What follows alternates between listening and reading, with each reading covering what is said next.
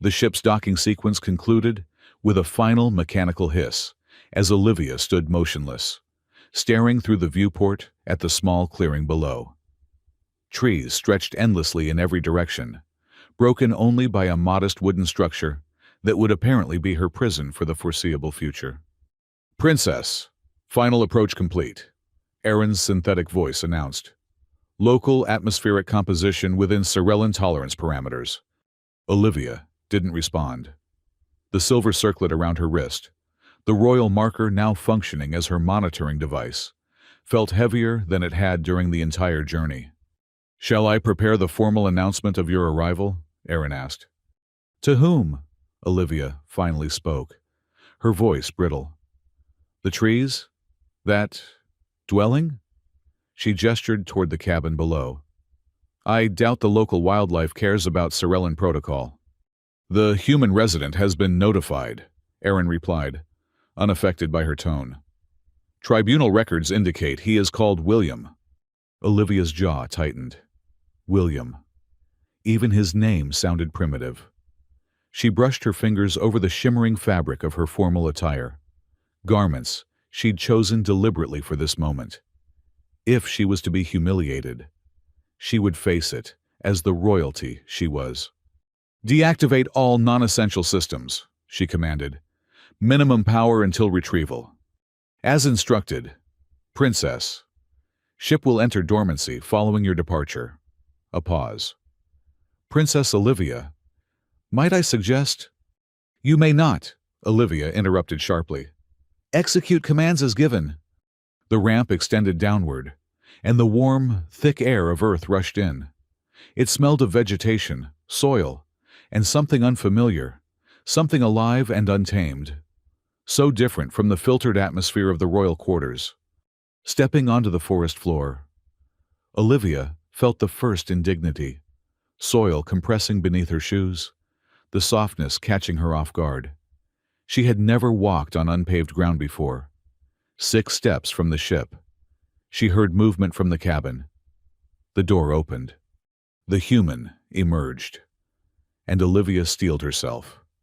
She had expected the specimen assigned to her punishment to display the expected characteristics: awed, intimidated, perhaps even frightened by her presence. She was, after all, a superior being from an advanced civilization. Instead, the man who walked toward her showed none of those reactions.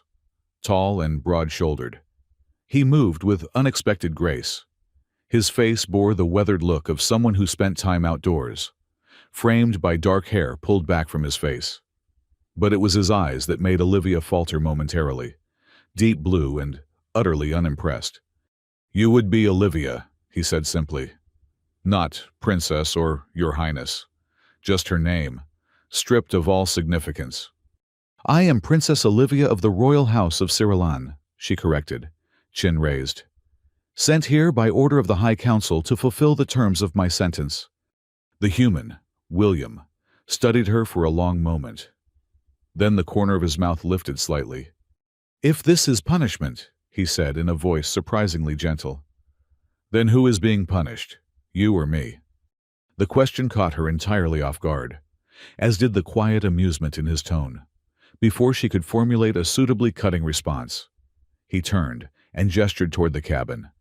"Night falls quickly here," he said. "You should come inside." Olivia remained rooted in place. "I require a formal acknowledgement of my status and the parameters of this arrangement." William stopped and looked back at her, that same slight smile playing on his lips. "Status? You're on Earth now, in my home. The only parameter that matters is mutual survival." He nodded toward the darkening forest. "And right now, survival means coming inside before dark." As if punctuating his statement, a distant howl echoed through the trees. Olivia felt a chill that had nothing to do with the cooling evening air. "The council explained nothing of dangerous wildlife," she said. "The council," William replied, "explained nothing at all." He continued toward the cabin, clearly expecting her to follow, left with little choice. Olivia walked after him, already composing in her mind the formal complaint she would file upon her return. The interior of the cabin was surprisingly complex. Though constructed of primitive materials, it contained an unexpected order. Wooden shelves lined with books, actual physical books, a stone hearth with a small fire, handcrafted furniture that showed care in its construction. "You'll sleep there." William indicated a small room off the main living area. "I've prepared it for you." Olivia glanced at the space. A simple bed with clean linens, a small window, a wooden chest for possessions. "This is inadequate," she stated flatly. William's response was to shrug. "Modify it as you wish, but with what's available. The nearest town is a 2-day walk." 2 days? Why would we walk when— She stopped.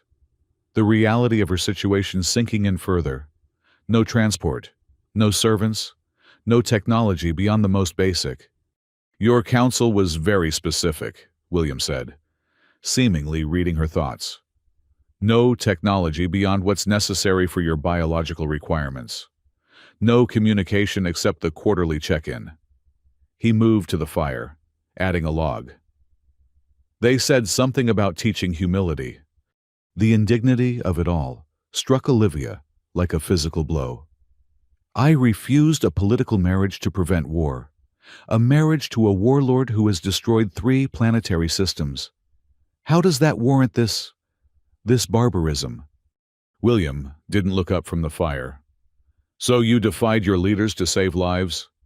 "I defied an unjust command," Olivia corrected. "The High Council sought an alliance with Radari forces through my marriage to their prince. I would not be used as currency."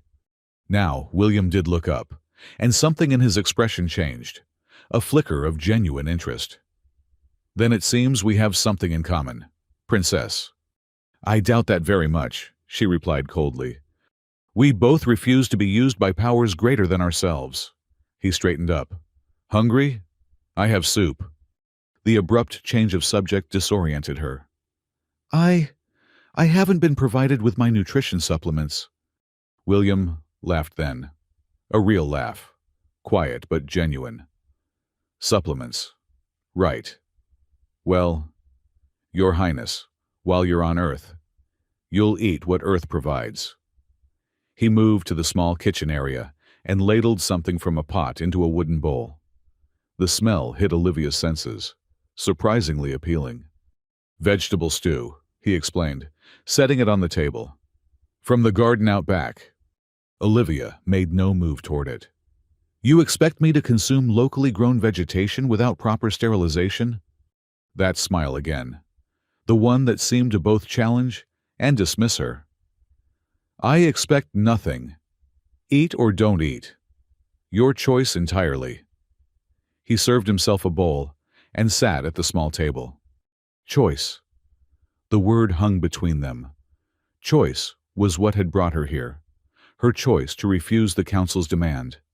And now she faced another. Pride or hunger. Slowly, Olivia moved to the table and sat across from the human. She stared at the wooden spoon beside the bowl, then at the food itself. Chunks of colorful plants in a thick broth.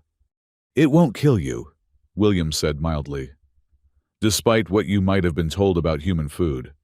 "Cirellan anatomy is superior to human," she replied automatically. "We can process most biological matter." "Then there's nothing to fear."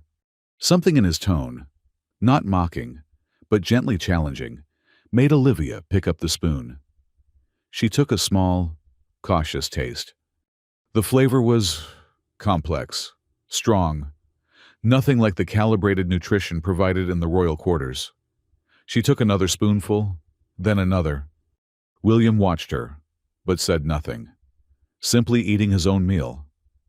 The silence stretched between them, broken only by the crackle of the fire and the distant sounds of the forest outside. "Tomorrow," he finally said, "I'll show you the grounds, where the water comes from, the garden, the boundaries." "Boundaries?" "How far you can go safely. The council was clear about your protected status. And," he hesitated, There are things in these woods that don't distinguish between alien royalty and any other prey. The matter-of-fact way he said it sent another chill through Olivia. How do you survive here? Alone? Without defenses? For the first time, something dark flickered across William's expression. What makes you think I'm defenseless? The question hung in the air, and Olivia suddenly realized she knew nothing about this human. Was he a criminal? Someone chosen specifically to make her punishment worse? William seemed to sense her unease. His expression softened slightly. I know the forest. The forest knows me. That's usually enough. He stood, taking their empty bowls. You should rest. Morning comes early here. Left alone by the fire as William cleaned the dishes, Olivia stared into the flames. Just that morning, she had stood before the High Council, head high as they pronounced her sentence. She had expected imprisonment, perhaps even execution for her defiance. Instead, they had delivered this, a punishment designed to strip away every privilege of her position. We sentence you to marriage with a human, the council elder had pronounced, to learn the humility you lack. One solar cycle on Earth, bound to a human male, living as humans live. Perhaps then, you will understand your proper place in our society. Marriage. The word was a mockery. This wasn't marriage, it was exile, degradation. And yet, as she glanced at William moving quietly around the small cabin, she wondered, who was this human who lived alone in the wilderness? Who spoke to a Cirellan princess without fear or awe? Who smiled as though he knew something she didn't?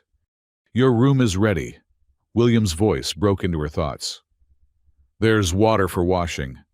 He pointed to a basin she hadn't noticed before. Thank you, she said stiffly, the words unfamiliar on her tongue. When had she last thanked anyone? Service was expected, not appreciated, in the royal household. William nodded, then hesitated. Olivia, he said, using her name again without title. This arrangement wasn't my choice either, but we have a year together. It can be a war or a truce. Your decision. Before she could respond, he disappeared into another room, leaving her alone with her thoughts and the dying fire. In her small room, Olivia removed her formal clothes, folding them carefully. She washed quickly, with the cold water provided, then slipped under the simple blankets of the bed. It was firm, unyielding compared to her customary sleeping platform. Like everything else about this place, like the human himself. Staring at the wooden ceiling, Olivia felt tears threatening. She had not cried since childhood. Such displays were beneath Cirellan dignity. But here, alone in the darkness of a primitive earth dwelling, no one would know. No one, except herself. And that thought, strangely, was what stopped the tears. If she surrendered to despair now, at the very beginning of her sentence, what would remain of her by its end? Instead, she forced her mind to analyze, to plan. One solar cycle. She could endure anything for that long. She would learn what she needed to survive this place, this human. And then she would return to Cirellan, to her rightful place. With that resolution firm in her mind, she finally drifted into sleep, dreaming of stars and silver spires, and, strangely, of a smile that seemed to know too much. Morning arrived with unfamiliar sounds, birdsong, wind through trees, and movement in the main room of the cabin. Olivia woke disoriented, the wooden ceiling above her momentarily incomprehensible, until memory returned. Earth, exile, William. She dressed quickly in the same formal attire, though it felt ridiculous in these surroundings. When she emerged from the small room, she found William already dressed in simple clothing, cooking something that filled the cabin with an unfamiliar aroma. You'll want different clothes, he said without turning around. There are some in the chest that might fit you, left by the last occupant. Olivia stiffened. The last occupant? There have been others before me. Not like you, William replied, finally turning to face her. Just people who needed shelter for a while. I am not people, Olivia said coldly.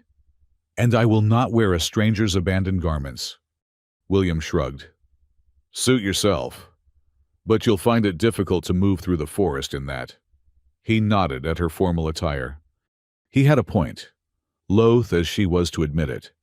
Her clothing, while beautiful, was designed for palace life, for smooth floors and regulated environments.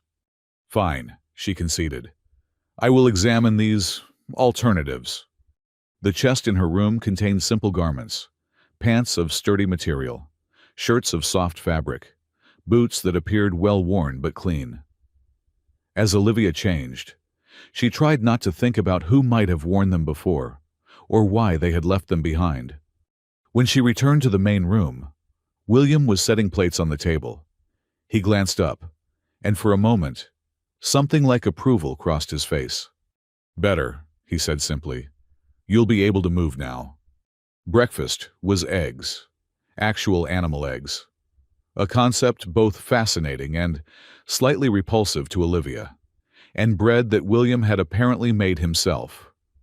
Again, the flavors were intense, complex in ways her regular nutrition had never been. Today, I'll show you the basics, William explained as they ate. Water source, garden, boundaries. You'll need to learn how to tend the garden if you want to eat. Olivia nearly choked on her food. Tend the garden? You expect me to grow food? Like some kind of laborer? That smile again. The one that made her feel like he was laughing at a joke she didn't understand. I expect you to contribute to your own survival, princess. Unless your royal hands are too delicate for such work. It was a challenge. Clearly. One Olivia couldn't back down from. Cyrillian physiology is superior in all ways. I can certainly manage whatever primitive tasks are required. William's eyes crinkled slightly at the corners. We'll see. The day that followed was unlike any in Olivia's life. William led her through the forest surrounding the cabin, pointing out landmarks, explaining which plants were edible and which were toxic, showing her the clear stream where they collected water. We'll need to harvest the late vegetables soon, he explained in the garden behind the cabin. Rows of green plants grew in ordered lines, some bearing colorful fruits. Winter's coming. Winter? The word was familiar from her briefing, but the concept remained abstract. Cold season, snow, we'll need to prepare. The casual we struck Olivia, as though they were truly partners in this situation, rather than prisoner and jailer, though she was increasingly uncertain which of them was which. How long have you lived here? She asked, as they walked back toward the cabin. Alone? William was silent for a moment. 5 years in this place, longer on my own. Why? Humans are social creatures. Your historical records are full of communities, cities. Some questions, William said quietly, are earned, not owed. He looked at her directly then, just as some answers are. The rebuke was gentle but clear, and Olivia felt strangely chastened. Had she ever considered that others might have boundaries too? That her royal status didn't entitle her to whatever information she wanted? They spent the afternoon harvesting vegetables from the garden, an activity Olivia found simultaneously degrading and oddly satisfying. There was something concrete about pulling food from the earth, something immediate that her life in the palace had never contained. William worked steadily, efficiently, occasionally offering brief guidance but never criticizing her efforts. By sunset, her hands were dirty, her back ached, and they had filled several baskets with produce. Not bad for your first day of honest work, William commented, as they carried the harvest inside. I have worked my entire life, Olivia replied sharply. Diplomatic training, cultural studies, political negotiations. Talking, William interrupted. You've talked, studied, observed. Have you ever made anything with your hands? Created something that wouldn't exist without your effort? The question struck deeper than Olivia wanted to admit. Had she? Everything in her life had been provided, prepared, presented. Even her diplomatic achievements consisted of words, important words. Certainly, but nothing tangible. This will, William continued, holding up a squash she had harvested. Because you pulled it from the ground, and tonight we'll eat it, and it will become part of you, direct, real. He set it down gently. There's power in that kind of work that all your royal training doesn't touch. Later, as they prepared the evening meal together, another first for Olivia, she found herself watching William's hands. They were strong, capable, moving with precision whether cutting vegetables or stoking the fire. Hands that built things, grew things, sustained life. You don't fear me, she said suddenly. William looked up, those blue eyes finding hers. Should I? Most humans would. Sorellans are. We are known across the galaxy as conquerors, rulers. And yet, he replied, here you are, chopping carrots in my kitchen. That smile again. But this time, Olivia found herself almost wanting to smile back. It's temporary, she reminded him, and perhaps herself. Everything is, William said quietly. That's what makes it matter. Days turned into weeks with a rhythm Olivia hadn't expected. Each morning brought work, practical, physical tasks that left her exhausted but oddly satisfied. William taught without seeming to teach, simply including her in the daily activities required for their survival. He showed her how to split wood for the fire, how to preserve vegetables for the coming winter, how to repair tears in clothing. Simple skills that had never been part of her education yet now seemed essential. They spoke little of personal matters. William asked nothing about her life on Cyrillon, and she found herself reluctant to inquire too deeply about his past after that initial rebuff. Instead, their conversations revolved around immediate concerns: weather patterns, food supplies, the behavior of the wildlife they occasionally glimpsed from the cabin. Then came the day of the storm. Olivia had gone alone to collect berries from a patch William had shown her, not far from the cabin, but out of sight. The sky darkened suddenly, clouds rolling in with unexpected speed. The first raindrops fell as she turned back, quickening her pace. Then came the lightning. A brilliant flash followed by an explosive crack that seemed to split the air itself. Olivia stumbled, disoriented by the sound. More lightning, more thunder. And now the rain fell in sheets, obscuring her vision. A wrong turn. Another. The familiar landmarks disappeared in the downpour, and panic began to rise. Sorellans were not built for such conditions. Their homeworld had gentle, predictable weather patterns. Nothing like this violence. Her foot caught on an exposed root and she fell hard, pain shooting through her ankle. The berry basket tumbled away, its contents scattered across the sodden ground.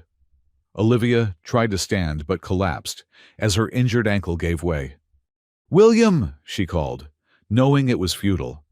The storm would swallow her voice long before it reached the cabin.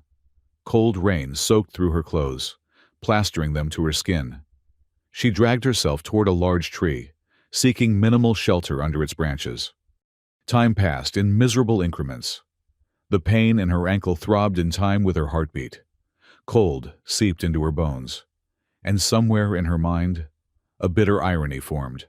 Princess Olivia of Cyrillon, diplomat and royal heir, would die ignominiously on a primitive planet, killed by nothing more than rain and her own incompetence. Then, through the curtain of water, a shape, moving with purpose, calling her name. William. He knelt beside her, his face tight with concern. "Are you hurt?" His hands were already checking for injuries, finding the swollen ankle. "How did you find me?" Olivia asked, her voice barely audible over the storm. "I know these woods," he replied simply. In one fluid motion, he lifted her into his arms. "Hold on," carried against his chest. Olivia felt the steady rhythm of his heartbeat, even through the storm's chaos. He moved with surprising sureness, finding paths where she saw only confusion, heading unerringly toward the cabin. Inside, he set her gently on a chair and immediately built up the fire. Without speaking, he brought towels, helped her remove her sodden outer clothing, wrapped a blanket around her shoulders. Only, when she had stopped shivering, did he kneel to examine her ankle. His touch was gentle, careful as he probed the injury. "Not broken," he concluded. "Badly sprained. You're lucky." "Lucky?" Olivia repeated, almost laughing at the absurdity. "Yes, very fortunate to be exiled to a planet with such delightful weather."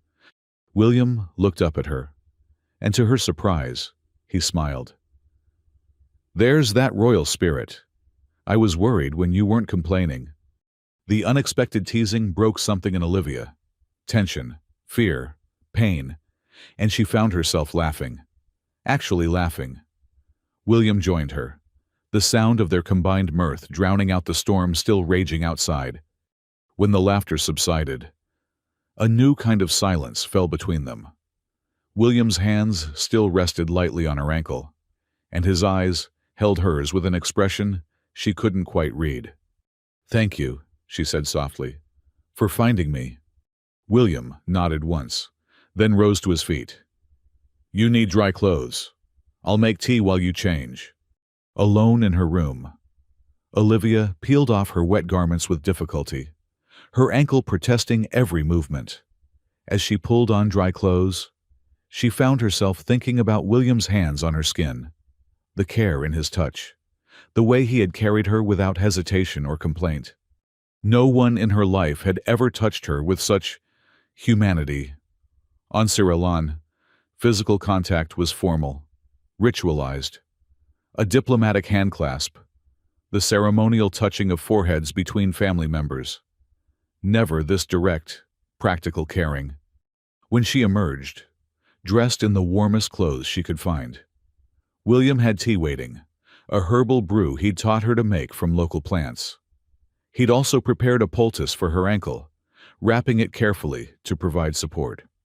"You should stay off it for a few days," he advised. "I'll handle the outside work." "I can help with things here," Olivia found herself offering. "Cooking, perhaps." The words surprised her as much as they seemed to surprise William. "You want to cook?" "I've been watching you," she explained. "It seems logical that I should learn." Something shifted in William's expression, a softening around the eyes. "Perhaps logical, of course." He nodded toward the kitchen area. "Tomorrow, then, your first cooking lesson." That night, as the storm gradually subsided, and Olivia lay in her bed listening to the decreasing rainfall, she realized something had changed, not just in her circumstances, but in herself. The thought of returning to Cyrillon, once her constant focus, had not crossed her mind all day. What did that mean? Was she forgetting who she was? What she was? Or was she perhaps discovering something about herself that palace life had never revealed? The ankle injury forced a new pattern to their days, confined to the cabin. Olivia found herself learning different skills, indoor tasks that William normally handled alone. She learned to cook simple meals, to mend tears in clothing, to carve basic shapes from wood. More surprisingly, she found herself enjoying these activities. There was a directness to them, an immediate relationship between effort and result that her diplomatic work had never provided. When she cooked a meal, they ate it that same day. When she mended a shirt, William wore it the next morning. And they talked, really talked, for the first time, sitting by the fire in the evenings, with nowhere to go and nothing to distract them. Conversation flowed more freely. "Tell me about your world," William said one night. "Not the politics or the grand strategy, the small things. What does it smell like? What grows there?" Olivia found herself describing the silver forests of her homeland, the delicate six-petaled flowers, that bloomed only at dusk, the gentle moons that gave Sorellan nights their distinctive blue glow. William listened with genuine interest, asking questions that revealed a curious mind. "You know much about other worlds for someone who lives so remotely," she observed. William's expression closed slightly. "I wasn't always here." "Where were you before?" He was silent for a long moment, staring into the fire. "Many places, none of them home." He looked up, meeting her eyes. "What about you? Is the palace home?" The question caught Olivia off guard. Was it? She had never considered any alternative. "It's where I belong," she said finally. "That's not the same thing." The simple observation lingered in her mind long after they had said goodnight. Home and belonging. Were they truly different? And if so, had she ever known the former? As her ankle healed, Olivia found herself increasingly curious about William. He shared so little of himself, yet she had come to recognize patterns in his behavior. The way he always rose before dawn. How he sometimes stood at the edge of the forest, watching the trees with an expression that bordered on wariness. The nightmares that occasionally broke the silence, though he never spoke of them. One evening, as they sat by the fire drinking tea, Olivia decided to risk a more personal question. "You mentioned once about people who needed shelter, who stayed here before." William nodded slowly. "Yes. Were they, like me, exiles?" "No." He set down his cup. "Refugees, mostly. People running from something, or someone." "And you helped them?" "When I could." He hesitated, then added, "My sister would have wanted that." It was the first mention he had ever made of family. Olivia waited, sensing there was more if she didn't push. "Ella was—" William's voice softened. "She saw good in everyone, even when there wasn't much to find." He stared into the fire. "She was killed during one of the human purification campaigns. Sorellan troops came through our settlement. Said it was cleansing undesirable elements." The words hit Olivia like a physical blow. The purification campaigns were part of Sorellan history, sanitized in official records as necessary peacekeeping actions. She had never heard them described from the perspective of those who experienced them. "I'm sorry," she said, the words wholly inadequate. William looked at her directly. "Are you? It was your people who did it. Your empire that decided some lives matter less than others." I wasn't," Olivia stammered, then stopped. What could she say? That she hadn't personally given the orders? That she had been raised on histories that portrayed such actions as regrettable but necessary for galactic stability? "No," William agreed quietly. "You weren't there, but you benefited from it. Your position, your power, they come from somewhere. Princess." The title, which he rarely used, now sounded like an accusation. Olivia felt shame wash over her, not for her own actions, but for her ignorance, her willful blindness to the foundations of her privilege. "I never questioned it," she admitted. "Any of it." "Few do, when the system works in their favor." They sat in silence, the fire crackling between them. Finally, Olivia spoke again. "What was she like? Your sister?" Something in William's expression eased slightly. "Stubborn. Brilliant. She loved growing things. Could make anything flourish, even in poor soil." A ghost of a smile touched his lips. "She would have liked this place." "Is that why you have the garden? Because of her?" William nodded. "Partly. Also because it keeps me alive."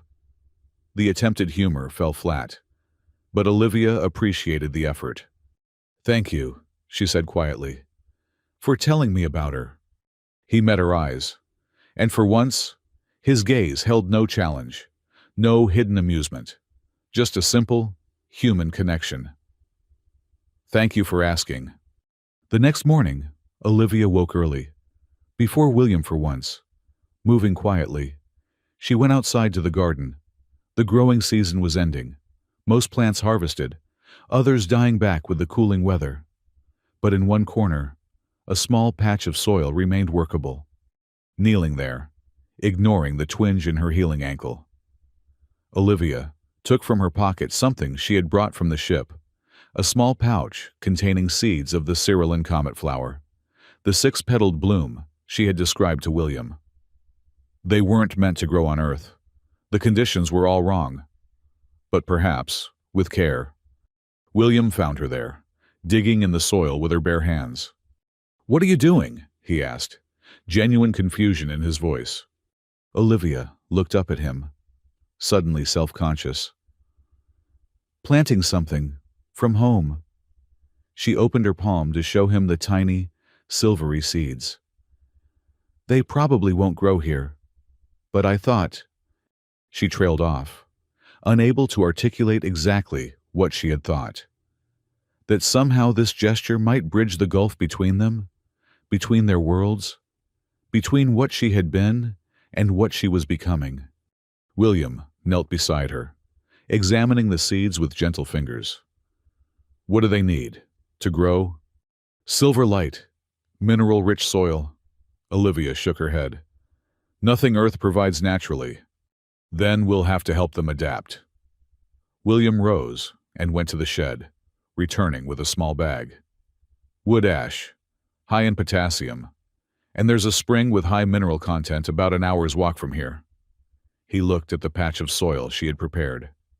"We could try."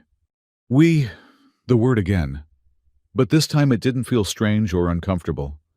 Together, they prepared the soil, mixing in the wood ash and water from the mineral spring that William collected. Olivia planted the seeds with careful fingers, covering them with the modified soil. "Now we wait," William said when they had finished. "And hope." Hope. Another concept Olivia had rarely considered. On Cyrillan, one didn't hope. One planned, executed, achieved. Hope was for those without power or control. Yet here she was, hoping that alien seeds might take root in foreign soil. A perfect metaphor, perhaps, for her own situation. As the weather grew colder, life in the cabin changed. More time spent indoors, preparing for what William called the deep winter. They preserved food, chopped endless supplies of firewood, reinforced the cabin's walls against coming storms. And they talked, more and more, about everything and nothing. William told stories of Earth's history, not the sanitized official accounts Olivia had studied, but personal tales of ordinary people. She, in turn, shared memories of her childhood in the palace, the loneliness of royal education, the weight of expectations, the rare moments of beauty she had treasured. One evening, as snow fell outside, the first Olivia had ever seen, William brought out a bottle of amber liquid. "Special occasion," he explained, pouring 2 small glasses. "First snow." Olivia accepted the glass cautiously. "What is it?" "Whiskey, made by a woman in the village." He raised his glass slightly. "To new experiences."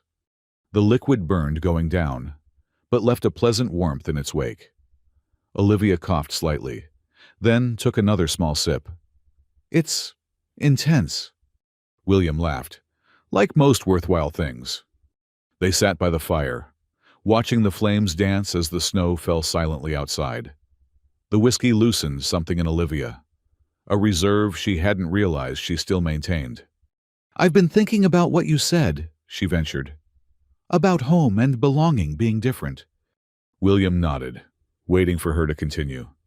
"I don't think I've ever had a home," she admitted. "Not really.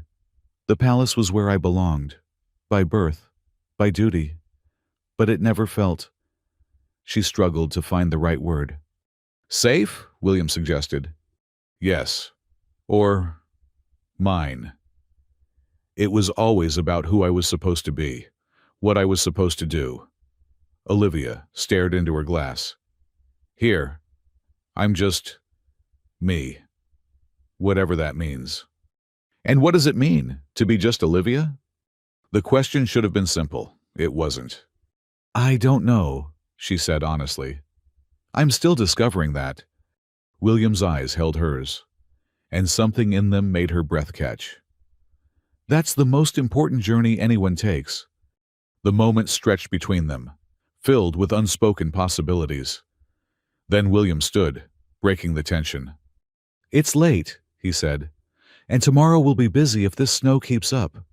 Alone in her room, Olivia lay awake for a long time, thinking about identity and purpose, about seeds planted in foreign soil, about the way William had looked at her in the firelight, as though seeing something valuable that had nothing to do with her royal status.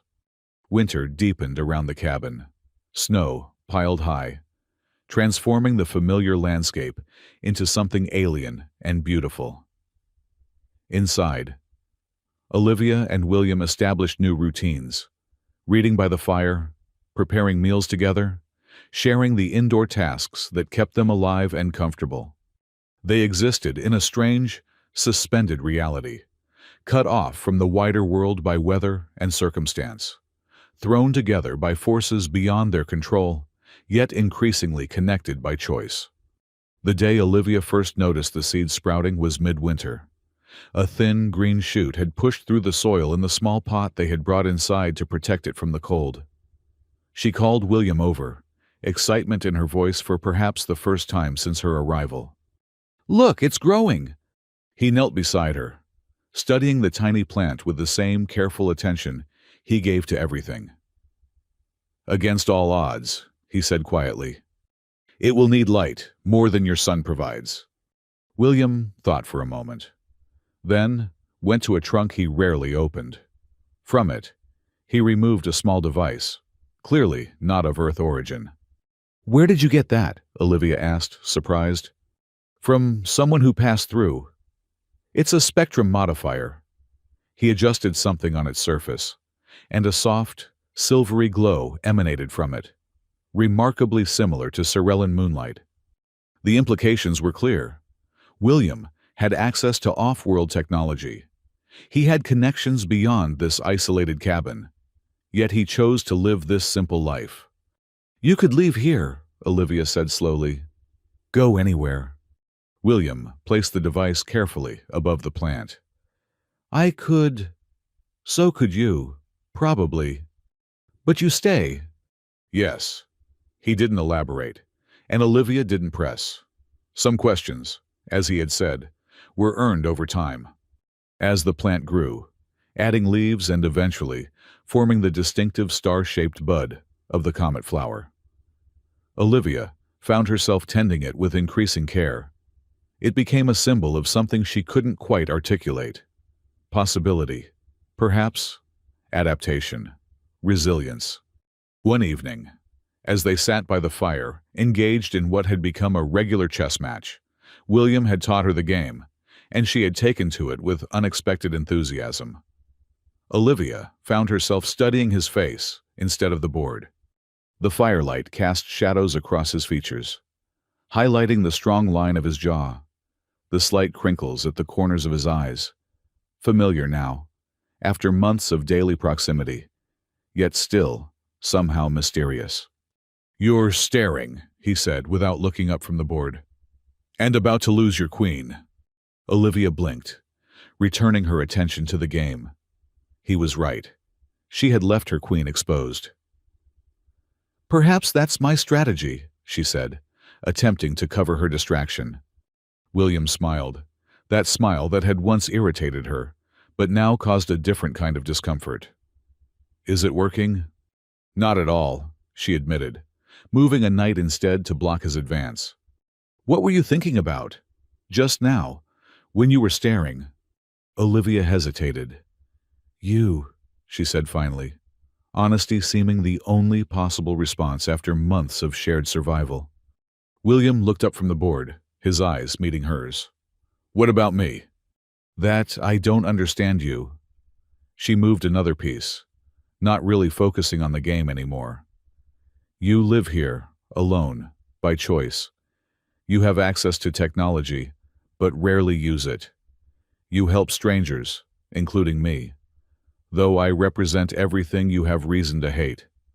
William was silent for a long moment, his eyes returning to the board. "People are more than their circumstances," he said finally. "More than their origins. Is that why you agreed to this arrangement, when the council contacted you?" His hand paused over a chess piece.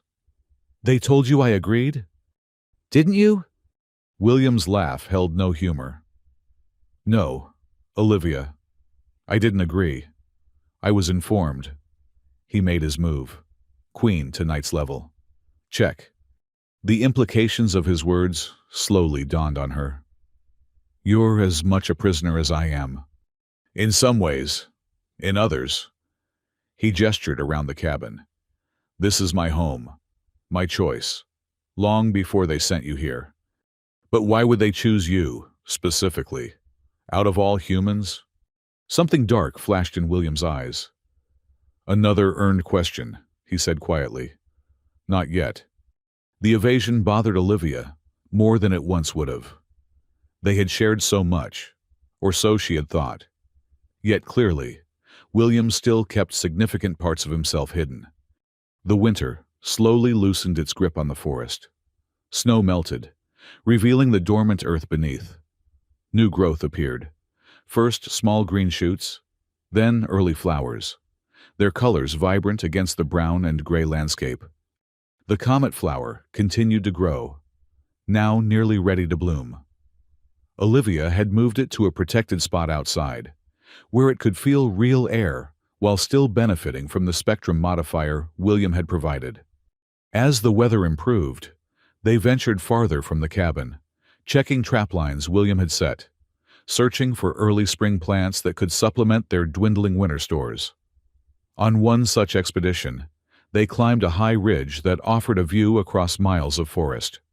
Standing at the edge, wind in her hair, Olivia experienced a moment of pure, unexpected joy. The vista before her, the physical exertion that had brought them to this point, the simple pleasure of moving freely after the winter's confinement, all combined to create a sensation she had rarely known: freedom. She turned to share the moment with William and found him watching her. Something unreadable in his expression. "What?" she asked. "You're different," he said simply. "How?" William seemed to consider his answer carefully.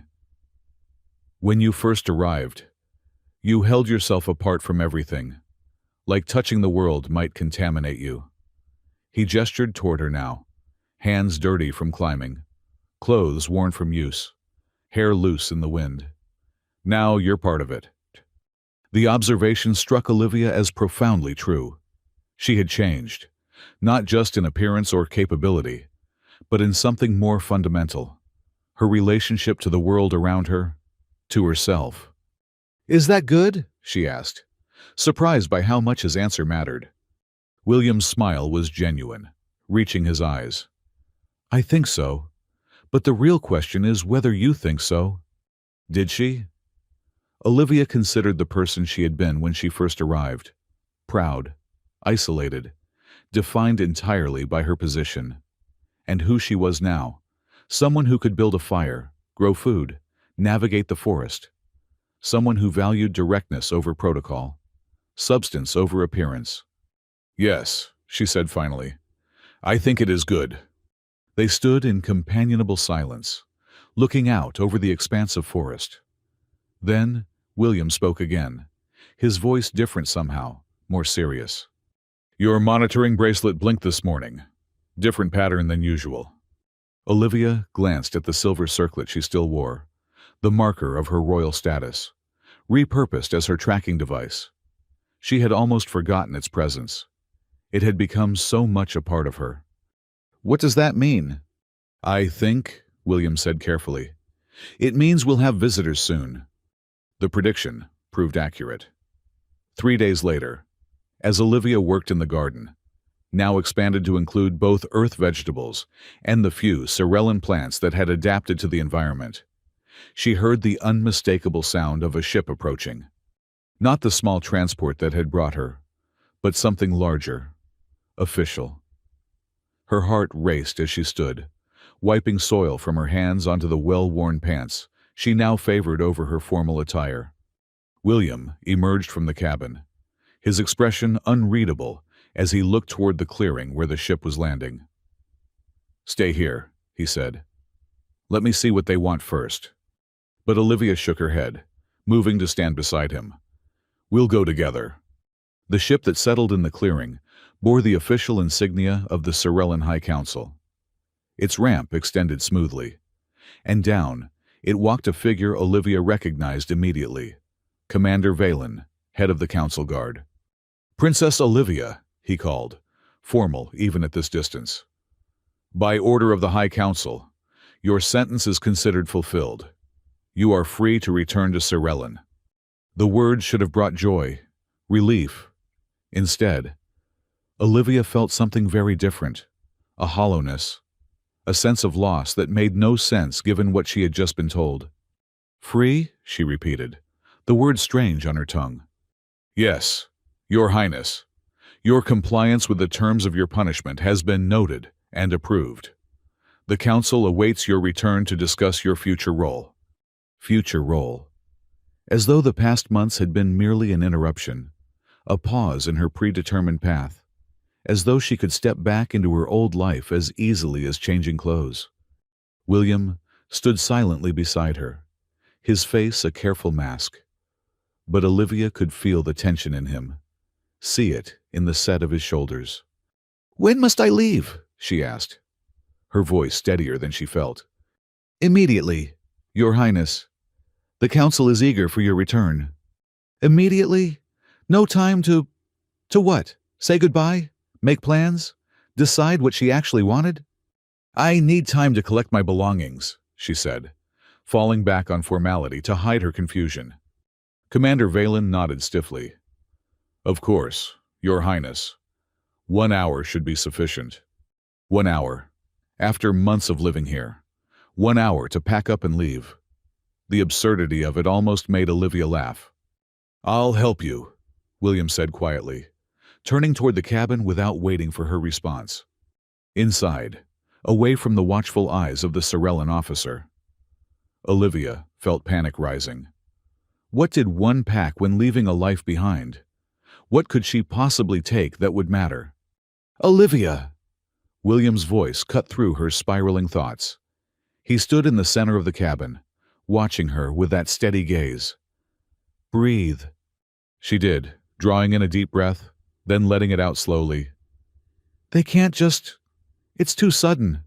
"That's how they operate," William said, a hint of bitterness in his tone. "No time to think. No time to question." "I'm not ready." The admission surprised her even as she spoke it. William's expression softened slightly. "For what it's worth, I don't think they care if you're ready." "What about you?" Olivia asked suddenly. "What happens to you now?" A shrug, too casual to be genuine. "I continue. Wait for the next assignment, I suppose." "The next?" Olivia stared at him. "You mean they'll send someone else? Another punishment case? Probably. Eventually." William moved to the window, looking out toward the ship. "That's what this place is for. Remote enough to be isolating. Close enough to monitor. The thought of someone else living here, sleeping in her room, working in her garden, it shouldn't have bothered her. Yet it did, profoundly." "And what about..." Olivia hesitated, uncertain how to articulate what she meant. "Us. This? Whatever has grown between us." William turned back to her, his eyes serious. "I can't tell you what to do. Olivia, I won't. This has to be your choice." "What choice? They've already decided." "There's always a choice." William moved closer, but stopped short of touching her. "Stay. Go. But decide for yourself. Not because of what they expect. Not even because of what I might want. What he might want." The implication hung in the air between them. "What do you want, William?" Olivia asked, her voice barely above a whisper. For a moment, she thought he wouldn't answer. Then, I want you to be free. Actually free. Not their version of it. It wasn't exactly the answer she had hoped for, but perhaps it was the one she needed. In the end, Olivia packed very little. Some clothes, a few books, the small carved figures William had made during the winter evenings. Nothing of real value by Sorellan standards. Everything of value by her new ones. As she prepared to leave, she remembered the comet flower. It was close to blooming now, the silvery bud swelling with imminent life. I should transplant it, she said, more to herself than to William. Take it with me. It wouldn't survive the journey, he replied. It's rooted here now. The simple truth struck Olivia with unexpected force. Rooted here, like so much else. At the ship, Commander Valen waited with barely concealed impatience. Your Highness, we must depart.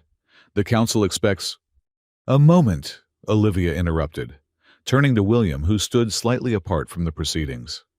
What did one say in such a moment? Thank you seemed inadequate. Goodbye, too final. I'll miss you, too revealing. In the end, she simply extended her hand, a human gesture she had learned from him. William took it, his fingers warm against hers. Remember what I said, he told her quietly. Your choice. Then he stepped back, that familiar half-smile playing at the corners of his mouth. But his eyes held something else entirely, a sadness, a resignation that tore at Olivia's heart. Boarding the ship felt like moving through water, every step requiring conscious effort. The familiar hum of Sorellan technology surrounded her, once comforting, now somehow sterile compared to the sounds of the forest. The cabin. William's voice. As the ship lifted off, Olivia watched through the viewport as the cabin grew smaller, as William's figure diminished to a point, then vanished among the trees. Gone. And with him, a part of herself she had only just discovered. Your quarters have been prepared, Your Highness, Commander Valen informed her. You may wish to rest before our arrival. Rest, as though she could simply close her eyes and wake up as the person she had been before, as though the past months had been merely an interruption rather than a transformation. Thank you, Commander, she replied automatically, royal training reasserting itself. There is something else I require. However, Your Highness? Activate my ship's AI. Aaron, I wish to review certain files during the journey. The commander hesitated, clearly caught off guard by the request. I'm not certain that's within the parameters of your reinstatement, Your Highness. Then I suggest you consult with the Council, Olivia replied, a hint of her old imperial tone returning. Immediately. Left alone in her quarters, while the commander communicated with his superiors, Olivia found herself struck by the luxury that surrounded her, the soft, automated lighting, the perfectly regulated temperature, the absence of any natural sound. Once, this had been normal. Now it felt artificial, constrained. The door slid open, and Commander Valen reappeared. The Council has approved limited AI activation. Your Highness, for information purposes only. That will suffice. You may proceed. When the commander had gone, a familiar voice filled the room. Princess Olivia, it is good to hear your voice again. Aaron, Olivia acknowledged. I need information. Of course, Princess. What do you wish to know? Olivia paused, considering her question carefully. Tell me about the human William, his full history, including any interaction with Sorellan forces. A brief silence. Then, that information is classified. Princess, Council authorization required. Classified. Of course it would be. Then, tell me about human enhancement experiments conducted by Sorellan military during the Earth conflicts. Another pause. Limited information available. The Enhanced Human Program was a military initiative designed to create superior combat units using human genetic material modified with Sorellan DNA. And the results? Mixed. Most subjects proved unstable, A small percentage survived with enhanced physical and cognitive abilities. Program discontinued after the Earth Peace Accord. And the surviving subjects? What happened to them? Information restricted. Olivia felt a cold certainty growing within her. The way William moved, too graceful for a simple human, his knowledge of multiple worlds, his unexplained technology, the way the Sorellan Council had specifically chosen him for her punishment. Aaron, access personal journal, authorization code Royal 7 Alpha. Access granted, Princess. Record the following. I, Princess Olivia of Sorellan, formally reject all titles and positions associated with the royal bloodline, effective immediately upon my return to Sorellan space. Princess. Aaron's synthetic voice somehow conveyed alarm. Such a declaration requires council approval and... Recorded, Aaron, then lock it with my personal seal. As you wish, Princess. Recording complete and sealed. Olivia moved to the viewport, watching the stars streak by as the ship accelerated toward Sorellan, toward what had once been home, but now felt like something else entirely. A place of duty, of expectation, of carefully constructed lies. William's words echoed in her mind. Your choice. She had made it. The journey to Sorellan passed in a blur of formalities. Olivia maintained the expected decorum, answering questions about her experience with carefully crafted responses that revealed nothing of substance. Yes, she had learned much. Yes, she understood her responsibilities more clearly now. No, she would not defy the council again. All lies, delivered with the political skill she had been trained for since childhood. Upon arrival, she was escorted directly to the High Council chamber, an honor, supposedly, to be received so promptly. In reality, Olivia knew they wanted to assess her, to ensure their punishment had achieved the desired effect. The council members sat in their elevated seats, looking down at her with expressions of measured approval. She stood before them in the simple earth clothes she had deliberately chosen to wear, her royal circlet removed. Princess Olivia, the elder council member began, we are pleased to welcome you home. Your sentence has been served with appropriate dignity, and your future role awaits you. Thank you, Elder, Olivia replied, head bowed in a show of respect. Before we discuss my future role, I request permission to address the council regarding a matter of some importance. A murmur ran through the assembled officials. This was not part of the planned proceedings. You may speak, the elder conceded, curiosity evident in his tone. Olivia raised her head, meeting his gaze directly. I wish to formally abdicate all royal titles and positions, effective immediately. The chamber erupted in shock and protest. The elder raised a hand for silence, his expression hardening. Princess, this is highly irregular and cannot be considered without... I have already recorded my decision, Olivia interrupted, something she would never have dared before her time on Earth. Sealed with my personal authorization, under Sorellan law, Article 46 of the Royal Succession Code. My decision is binding unless proven to be made under duress. The council members exchanged alarmed glances. They knew the law as well as she did. Better. Probably. Which is why they looked so concerned. Her declaration, properly registered, could not easily be overturned. This is most unexpected, the elder said finally.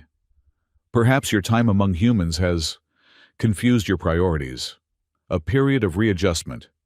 My priorities are perfectly clear, Olivia replied, as is my understanding of what I was sent to Earth to learn. And what was that, precisely? Another council member asked, leaning forward with evident concern. Humility, Olivia answered simply, though perhaps not in the way you intended.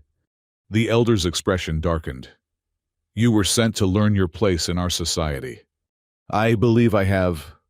Olivia maintained her composure, though her heart raced. My place is where I choose it to be.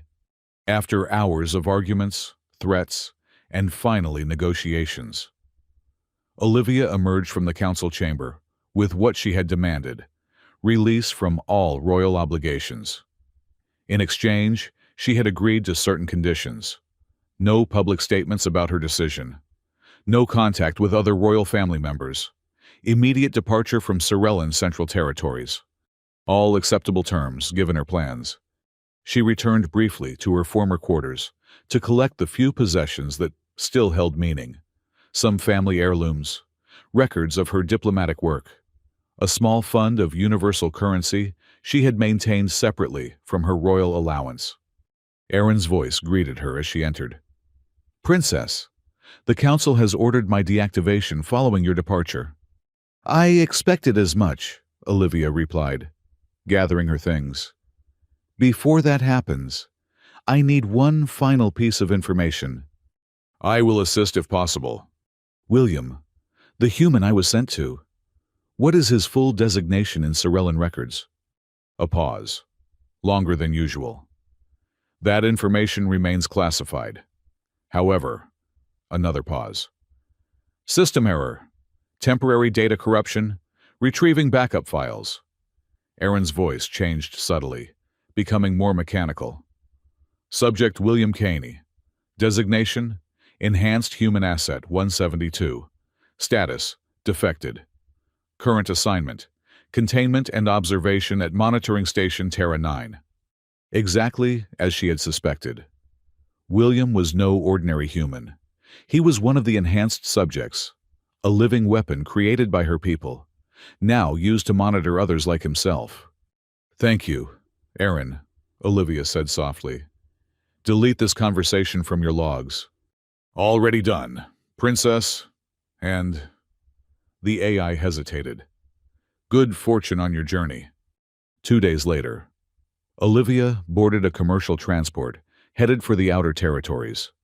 She traveled under a simple identity, Liv, environmental researcher, with documents provided by a former diplomatic contact who owed her a favor.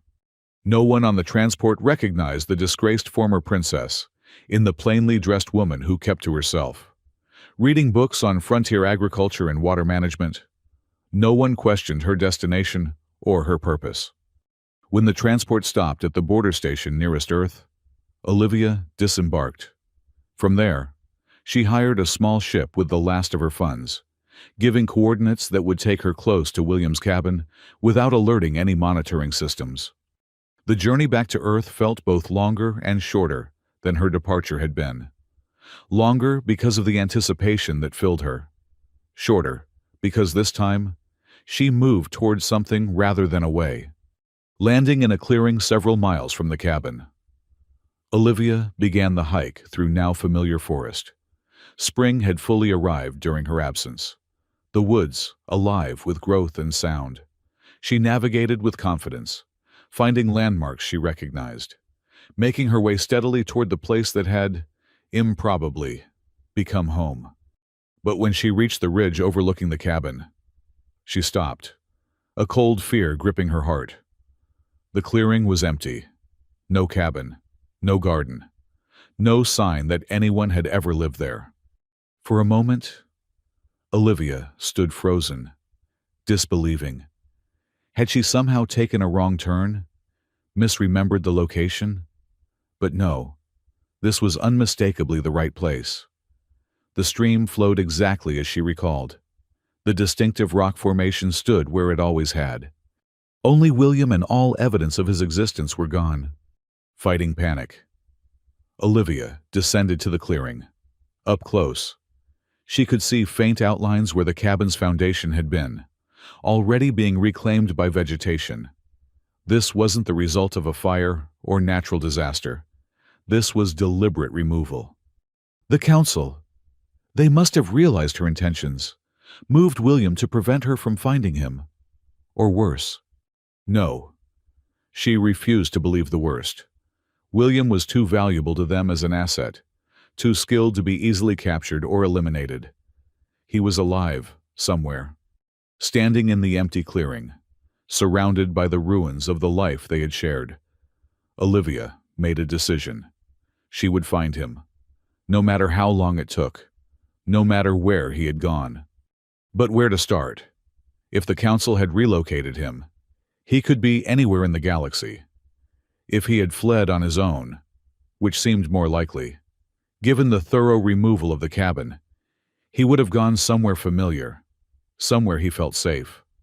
Olivia closed her eyes, thinking back over their conversations.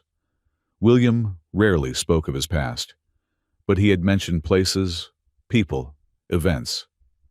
What had he said about safe places? About home? A memory surfaced. William, standing on a ridge similar to the one she had just ascended, looking out over the forest. "My sister and I used to climb hills like this as children," he had told her. She said you could see forever from the top. The hill, where they had gone to gather early spring plants. The one, with the panoramic view. If William had left of his own accord, knowing she might come looking for him, he might have left some sign there. It was a slim hope, but the only one she had. The climb was harder than she remembered. Or perhaps it was the emotional strain that made it so. By the time Olivia reached the summit, the sun was beginning to set, casting long shadows across the forest below.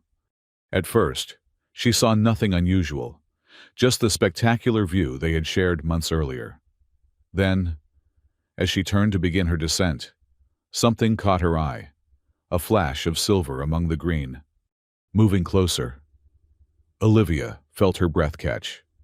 There, growing improbably from a crack in the rocky soil, was a comet flower, fully bloomed. Its 6 silver petals spread wide to catch the fading light. Their comet flower, transplanted here. With trembling fingers, Olivia touched one delicate petal. It had survived the move, thrived even, in this exposed location. And beside it, nearly hidden by surrounding plants, a small object reflected the sunlight. A knife, William's knife, the one he always carried but rarely used. The one he had once told her belonged to his father. He had left it deliberately, a message, a marker. Olivia stood, scanning the horizon with renewed purpose. If the flower was here, William couldn't be far. He would need to tend it, to maintain the spectrum modifier that kept it alive. As the light faded, she saw it, a thin trail of smoke rising from a valley several miles distant, too controlled to be a wildfire, too small to be a settlement. A campfire, a solitary campfire. Night had fallen by the time Olivia approached the small clearing where the smoke originated. Moving cautiously, she emerged from the trees to find a simple lean-to shelter and a carefully maintained fire. And beside it, a figure so familiar that her heart ached at the sight. William sat motionless, staring into the flames, unaware of her presence. "You're hard to find," Olivia said softly. William's head snapped up, disbelief crossing his features as he rose to his feet. "Olivia? I prefer Liv now, actually." She took a step forward, then stopped, suddenly uncertain. "If that's all right?" William stared at her, as though she might be a mirage. "You came back," he said finally. "I made my choice." Another step closer. "I choose freedom, real freedom." Understanding dawned in his eyes. "You left everything." "Not everything." Olivia moved to stand before him, close enough to see the firelight reflected in his eyes. "I found the flower, and your knife." "I hoped you would." William's voice was rough with emotion. "If you came looking, did you think I wouldn't?" "I didn't know. When they came after you left, when they told me I was being relocated." He shook his head. "I couldn't be sure." "They told me what you are," Olivia said quietly. "What they made you to be." William's expression hardened slightly. "And does that change things for you, knowing what Sorellan science created?"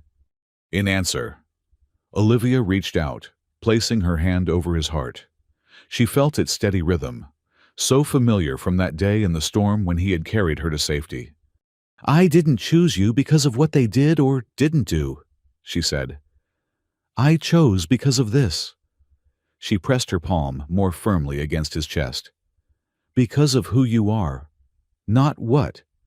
Something in William's face broke open then, a vulnerability she had glimpsed only rarely during their time together. He covered her hand with his own, holding it against his heart. "When they sent you to me," he said, voice low, "it was meant as punishment for us both. You for your defiance, me for my desertion." A bitter smile touched his lips. They thought forcing a Sorellan princess to live with one of their failed experiments would be fitting irony. "They were wrong," Olivia replied simply. "Yes," William agreed, his expression softening. "They were wrong about many things." He released her hand, but only to reach up and touch her face, a gesture so gentle it brought tears to her eyes. "What now?" he asked. "You can't go back, and I'm still what I am, hunted, hidden." "Now," Olivia said, covering his hand with her own. "We build something new, together. Somewhere they won't look for us. That won't be easy. Nothing worthwhile is—" She smiled at the echo of his own words from months ago. "I've learned that much. At least." William's answering smile, a real smile, full and genuine, transformed his face. In it, Olivia saw everything that had brought her back to Earth, back to him. Not duty, or destiny, or even desire, but something deeper, something chosen, not imposed. As the fire burned low between them, casting its warm light on their joined hands, Olivia thought of the comet flower blooming against all odds on the hilltop, transplanted, adapted, thriving. Like her, like them. William leaned forward, his forehead touching hers, in a gesture that bridged their two worlds.